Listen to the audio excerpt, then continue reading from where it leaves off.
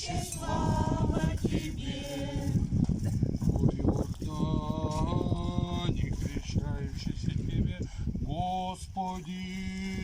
Чистое явится поклонение, ради чтобы свидетельствовавши Тебе, возлюбленно Божественное именное.